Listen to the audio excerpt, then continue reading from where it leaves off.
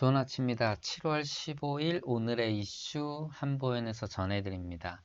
먼저 차보험금 산정 때 군복무 기간도 삽입된다라는 제도 변경에 대한 기사부터 시작을 하고요. 그리고 침수 차량, 지난번에도 침수 차량 관련해서 통계 자료를 좀 드렸는데 오늘도 이 내용도 같이 한번 보도록 하겠습니다. 자, 재테크 관련 기사로는 기준금리 인하에 대한 가시권 8월에 좀 더 힘이 실린다는 얘기, 그리고 하반기에도 채권 시장 강세는 이어질 수 있다. 그리고 퇴직연금 요즘 이제 모바일로 쉽게 확인할 수 있죠. 확인하는 것 자체가 굉장히 큰 역할을 할 수 있다라고 보고요. 그리고 펀드에 대해서도 잠깐 언급을 좀 하도록 하겠습니다. 먼저 보험 관련 기사 보도록 하겠습니다.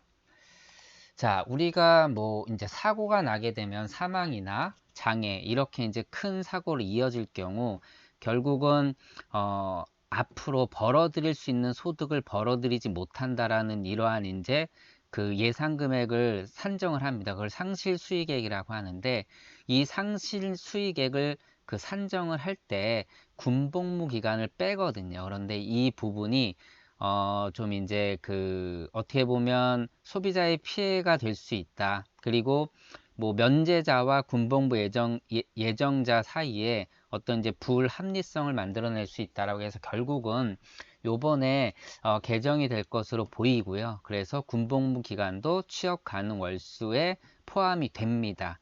물론 이제 이 금액을 산정을 할 때는 현실 소득액과 당연히 급여 산정 이제 그 예상 급여액을 곱해서 산정을 하기 때문에 이 군인 봉급 등을 고려해서 현실 소득액을 그 산정하게 됩니다. 그래서 뭐 아주 큰 그러한 금액이 그 반영되지 않을 수도 있겠지만은 뭐 최근에 이제 군인 봉급이 많이 늘었죠. 그리고 앞으로도 이러한 것들이 늘어날 수 있기 때문에 무튼 중요한 거는 금액을 떠나서 여기서 어떻게 보면 좀 손해를 볼 수 있는 부분들이 어떤 이러한 제도적으로 이제 그, 그 마련이 돼서 불이익들을 없앨 수 있을 것으로 보입니다. 그리고 네, 차 침수. 이 차 침수를 보게 되면 일단 삼성 교통안전문화연구소에서 2014년 1월부터 올해 5월까지 접수한 건을 분석을 했다라고 합니다. 그래서 총 피해액을 보니까 연평균 100억 정도가 넘었고요. 그리고 대당 피해액은 830만 원. 이게 어느 정도 수치냐 하면은 일반 교통사고 대당 수리비가 120만 원이니까 이거에 비해서 약 7배 정도 높은 수준입니다. 예, 그만큼 침수 차량의 그 피해는 클 수밖에 없는데요. 든 지난번에도 좀 말씀을 드렸듯이 차량을 그 구매할 때 이러한 이제 침수 차량이 많이 나오는 시기에 구매에 대한 저기 위험성에 대해서도 언급을 했고, 특히 이제 그 집중호우나 뭐 또는 이제 비가 많이 오는 장마철에 강남이라든가 이런 이제 대지가 낮은 지역에 차를 끌고 가는 것을 조심해야 되겠다라고 말씀을 드렸고, 또 우리가 뭐 장치적으로 뭐 썬루프를 열어둔다든가 이러한 좀 그 실수 같은 걸 하지 말아야 되는 그러한 내용들이 좀 담겨져 있습니다. 무튼 핵심은 침수 차량이 7월, 8월에 60%가 발생한다라는 부분, 그렇기 때문에 차량을 구매할 때 이러한 부분들을 좀 잘 살펴볼 필요가 있다. 뭐 사고건이 있다. 사고 차량이기 때문에 좀 저렴한데 이러한 사고가 7, 8월에 났다. 그러면 조금 그 어떻게 보면 의심의 눈초리를 볼 필요가 있을 수도 있습니다. 뭐 물론 다 그런 건 아니겠지만요. 자, 그리고 자, 카카오페이로 이제 보험료 낸다. 뭐 이제 자동이체 하지 않고요. 보험료를 직접 납부하려는 사람들이 있죠. 이러한 사람들이 이 보험료를 직접 납부하려면 좀 불편하죠. 뭐 아시다시피 가장 많이 쓰는 게 우리 가상계좌 발급을 해서 입금하거나 이러한 방법들인데, 결국 그 자동이체를 하지 않는다면 결국은 내가 통장을 등록하지 않고 입금하는 방식인데, 과거의 지로 같은 거랑 비교해 보면 페이로 납부하는 거는 어마어마한 그 편리성이 있는 거죠. 고객 입장에서도요. 뭐 당연히 업무 처리하는 보험사 입장에서도 굉장히 편리할 것 같은데, 이러한 페이 기술들이 높아지고 가장 중요시되는 안정성 문제, 이런 것들이 블록체인 같은 것들로 이제 만들어지면서 이렇게 그 안전장치를 쌓아가면서 이러한 기술들이 지속적으로 발전될 수 있고요. 이런 것들이 고객 편의로 이어질 수 있을 것 같습니다. 자, 재테크 관련 기사 보도록 하겠습니다. 뭐 금리 인하에 대한 얘기는 여러 번 말씀을 드렸죠. 결국 10명 다 내릴 것이다. 근데 10명 중에 뭐 3명은 이번 달에, 뭐 나머지는 그 8월 달에 내릴 것이라고 하면서 8월에 좀 금리 인하에 대한 힘이 실리고 있습니다. 뭐 당연히 경기가 좋지 않고 또 눈치를 보는 거죠. 미국이 어떻게 나올 것인가. 미국 페드도 제롬 파월 의장이 명백하게 금리 인하에 대한 어떻게 보면 확고한 의지를 내비쳤죠. 고용 지표가 높게 나타난 것 때문에 약간의 문제가 있지만 실제 까 보니까 뭐 사실 그닥 좋지 않은 부분을 고려해서 이때쯤 어떻게 보면 안전장치식으로 금리 인하하겠다는 방침을 분명히 밝혔고요. 한국은행은 아무래도 미국이 이제 금리 인하를 실제 단행하는 걸 좀 보고 눈치를 보고 움직일 것 같고, 여러 전문가들은 7월에도 충분히 내릴 명분은 충분히 갖고 있다라고 얘기를 하고 있습니다. 자, 금리가 인하되면 뭐 당연히 금융시장이 좋을 것이고요.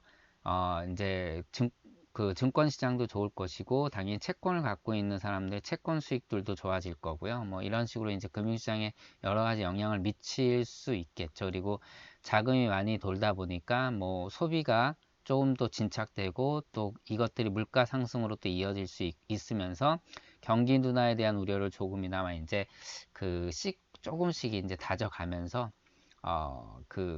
좀 더 나은 내년을 좀 맞이할 수 있을 것 같습니다. 자, 뭐 금리 인하 시간 문제다. 앞서 말씀드린 기사랑 연관되는 거. 금리 인하되면 어떤 주식들이 수혜를 입느냐? 일단 뭐 증권은 당연하죠. 당연히 돈이 많이 풀리면, 금시장에 돈이 많이 풀리면 수급이 개선이 되면서 금시장이 상승세로 올라갈 확률이 높아지는 거고, 그리고 채권 금리가 이제 그 시장 금리가 인하되다 보니까 보유하고 있는 채권의 평가이익이 당연히 상승을 하니까 당연히 증권주들이나 이쪽이 이제 금융 쪽이 이제 수혜를 입을 것이고, 그리고 배당주도 당연히 수혜를 입는 거죠. 왜냐하면 배당 수익률 자체가 이제 높아질 것이라 전망되는 것이, 금리가 인하되면 말 그대로 배당을 갖고 있는, 그러니까는 배당주를 갖고 있는 사람도 어떻게 보면 채권을 갖고 있는 거랑 똑같은 효과가 되기 때문에, 채권을 들고 있는 사람이 금리가 인하된다면 채권 수익을 올라갈 수밖에 없으니까 배당주 좀 수혜를 볼 수 있다라고 하는 거고, IT는 뭐 좀 갈린다라고 합니다. 당연히 이제 지금 일본의 어떤 그러한 이제 경제 보복이라든가, 그리고 물론 이제 요번에 삼성이나 SK 하이닉스에서 생산량을 줄이면서 이 뭐 호재를 좀 띠면서 시장에서 이것들이 반영이 됐고 외국인들이 많이 사들였는데, 장기적으로 보게 되면 이 효과가 그렇게 지속될 수 없기 때문에 IT주는 뭐 시각이 좀 엇갈린다라고 전문가들도 보고 있습니다. 그리고 투자는 손정의처럼 해가지고 요번에 삼성증권은 세 주씩 세미나를 열었다라고 합니다. 500명 대상으로 이제 뭐 증권사를 찾기 힘든 그런 분들을 대상으로 주말에 압구정도 현대백화점에서 열었다라고 합니다. 그래서 그때 이제 강조했던 것이 바로 유니콘 기업 같은 것들, 그런 기업들도 굉장히 성장성이 밝고 어마어마한 수익을 기대할 수도 있지만, 그만큼 이러한 기업들은 아시다시피 이제 뭐 실패할 가능성도 크거든요. 그렇기 때문에 분산 투자가 중요하다 그래서 과거에는 팡이라고 했죠.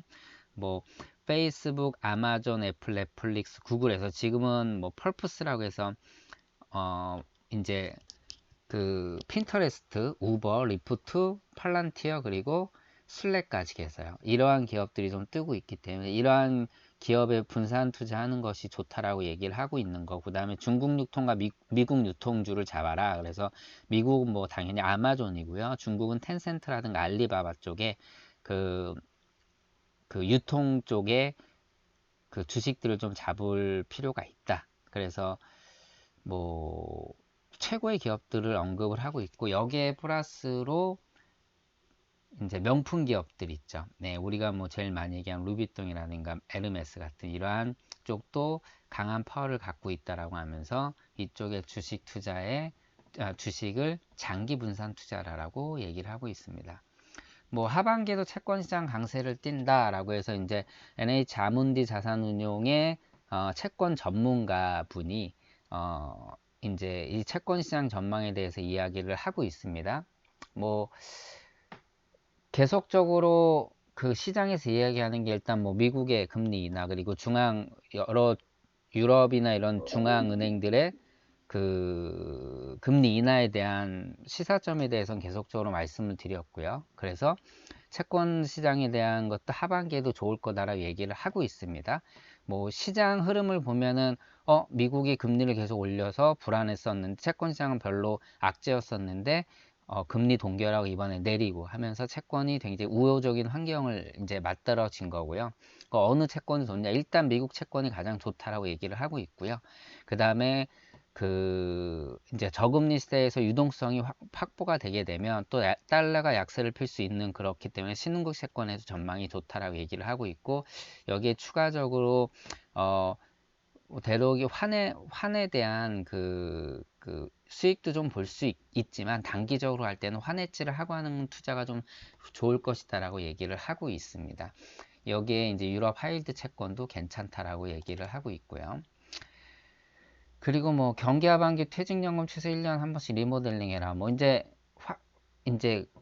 확정 급여형 DB형 빼고 DC형이랑 IRP는 어떻게 관리하느냐에 따라서 수익이 굉장히 차이가 많이 나죠. 이 부분에 대해서는 뭐 늘 말씀을 드렸듯이 말도 안 되는 수익들이 벌어지고 있는 거죠. 사실 어느 누구나 DC형이나 IRP를 선택할 때는 당연히 이제 잘 관리하고 높은 수익을 기대할 거라는 개인적인 생각들 누구나 갖지만 실제 돈이 들어가게 되면 관리하지도 않고 관리할 능력도 부족하기 때문에 여기서 이제 굉장히 많은 갭이 발생을 하면서 1%대 이제 퇴직연금 수익률이 나왔다라는 기사를 여러 번 말씀을 드렸습니다.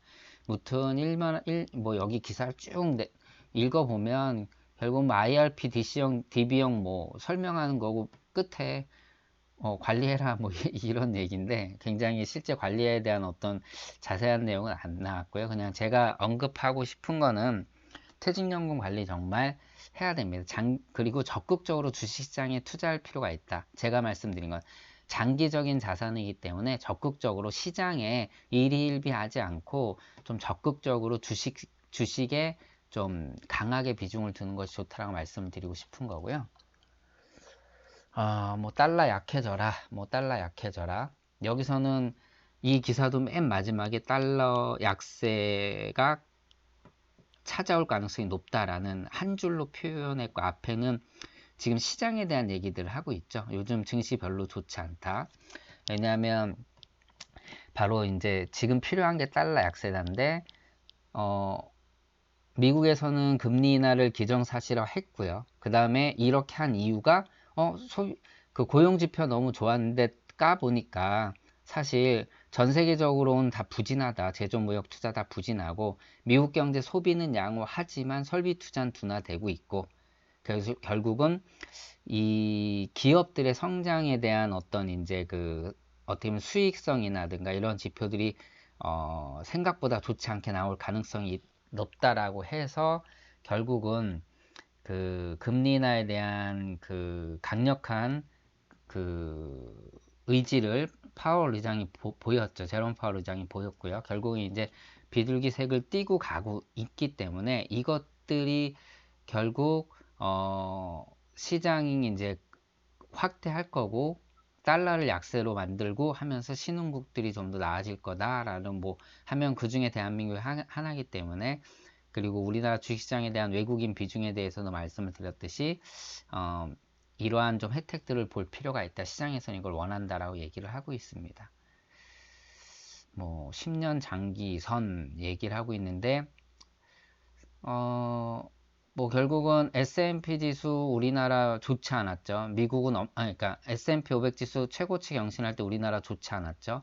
최근에 좀 다 토해냈고 상승분 올해 상승분 다 토해냈고 일전에 이제 앞서 말씀드린 것처럼 반도체 이런 거 좀 그 공급을 줄이겠다라는 것 때문에 살짝 올라온 게 단데, 지금이 어떻게 보면 이제 그 10년 120개월 이동평균선을 보니까 그 지금이 좀 적극적인 저점 매수 공략을 준비할 필요가 있다라고 얘기를 하고 있습니다. 저는 이제 그 이 의견에 좀 동의를 하고 있고요. 물론 더 전문가들이 어떤 기사들을 보게 되면 조금 더 기다릴 필요가 있다, 뭐 이런 얘기들도 하고 있습니다. 물론 그게 명확히 어딜지 판단이 안 선다라면, 뭐 예를 들어서 우리가 몰빵 투자가 아니라 적립 투자 같은 것이라면은 지금 시작하셔도 충분히 무방할 것 같고요. 국내 주식형에. 그리고 퇴직연금 핀테크 시대, 뭐 가장 요즘 많이 대두되는 뱅크샐러드죠. 뭐 뱅크샐러드 연금조회 서비스, 신한의 내 모든 연금, 조만간에 출시될 올백 플랜 은퇴서, 이렇게 농협에서 출시를 하는데, 이게 뭐냐면은 이제 인증을 통해서 끌고 오게 되면은 결국은 어떤 걸 볼 수 있냐면, 내 연금이 너가 은퇴할 때 얼마 받을 수 있다는 게 보여지는 거지. 이거는 뭐 이런 거랑 비슷한 것 같아요. 스크루지 영감한테 미래를 보여준 것처럼, 이 미래를 본다라는 거는 내가 이거를 보고 준비하고 체크할 수 있다라는 게 매우 중요하거든요, 사실. 그렇기 때문에 이 부분은 굉장히 좋은 것 같고, 이걸 보면서 내가 지속적으로 준비해 가고 내가 얼마나 부족하고 이런 것들 느끼는 것이 그 미래연금을 준비하는데 매우 중요하다고 말씀을 드리고 싶습니다. 좋은 역할을 할 것이라고 보고 있고요. 결국은 뭐 이런 서비스를 제공하는 이쪽에서는 관리 받아라, 상품 넣어라라고 하면서 당연히 이제 여기에 이제 비즈니스를 병행하고 있는 거죠. 근데 이러한 이제 수치들을 직접적으로 볼 수 있다는 것은 매우 효과적인 역할을 할 수 있을 것으로 보입니다. 네, 오늘 기사는 여기까지고요. 저는 개인적으로 펀드들을 매수를 하는데, 일단 국내 주식형, 해외 쪽의 펀드들을 주로 매수를 하고 있지만, 지금 저는 이제 금리 인하 이거를 명확하게 좀 강력하게 동의를 어떻게 보면 예상을 해서 국내 주식형 펀드는 일찌감치 조금씩 매수를 했고요. 그리고 뭐 이제 펀드 한번 볼까요? 브라질 펀드 쪽으로. 예, 브라질 쪽도 이번에 연금 개혁 통과했는데 굉장히 좋은 결과로 통과가 됐고요. 그러면서 금리가 낮아지니까 채권 수익이 엄청나게 올라왔고요. 거기에다가 주식시장은 무려 여기 보게 되면 중국, 러시아 다음으로 3번째로 올라 19.6% 상승했습니다. 그러니까 실제 브라질의 그 주가가 19.6% 상승한 펀드는 22.43%나 높은 수익을 냈다라고 합니다. 앞으로 이제 지금 그런 매수해도 되느냐라는 게 이제 굉장히 중요한데, 여기서 전문가 의견을 보게 되면은 뭐 경제 회복하려면 세제 개혁과 투자 환경 개선 등의 후속 개혁이 수반돼야 되는데, 그럼 지금까지 올라온 것들에 대해서 더 지속적인 성과를 내려면 이러한 것들이 같이 동반돼야 되는, 최근에 이제 그 대통령 지지율이 떨어지면서 이런 것들이 좀 동력을 이룰 수 있다라고 이제 약간 리스크를 지목을 하고 있습니다. 그래서 만약에 지금 들어간다라면, 뭐 이제 해외 투자할 때는 제일 중요한 게 이제 환율을 같이 봐야 된다는 분, 환율 부분에 대해서는 그래도 조금 긍정적인 그 시장이 펼쳐지고 있습니다. 여기 앞서 말씀드린 이러한 것들이 조금 더 효과를 본다라면 지금 들어가는 것은 조금 늦긴 하지만 당분간까지는 좀 괜찮을 것으로 좀 보고 있습니다. 그래서 저는 개인적으로 이제 펀드를 지금 계속 매수하는 게, 주력으로 매수하고 있는 것이 신흥국 쪽의 펀드들을 매수를 하고 있고요. 그 다음에 채권 같은 경우는 이제 해외 채권 중에 그, 브라질, 그리고 인도 쪽이나 이런 신흥국, 그리고 미국 쪽, 이러한 것들 좀 매수를 했었습니다. 그러니까 뭐 이게 어떻게 될지는 모르겠지만 큰 돈이 아닌 어느 정도 내가 감내할 수 있는 범위 안에서 지금 시장의 어떤 이제 그 트렌드를 읽고 매수를 해서 뭐 수익이 나면 좋은 거고요. 그렇게 해서 이제 분산 투자를 한 11군데 정도 이제 펀드를 나눠보고 있습니다. 물론 펀드를 많이 하는 거는 좋지 않아요. 왜냐면은 관리 자체가 안 돼요. 너무 많게 갖고 있다라면. 근데 그거는 본인의 이제 어떤 능력이나 어느 정도 신경을 쓸 수 있는지 이런 것들 좀, 아니면 주변에 좋은 전문가들을 과 같이 이제 투자를 할 필요가 있겠죠. 자, 한 주가 또 시작됐습니다. 이번 한 주도 힘차게 시작하시고요. 한국보험보장연구소의 고정소장이었습니다. 고맙습니다.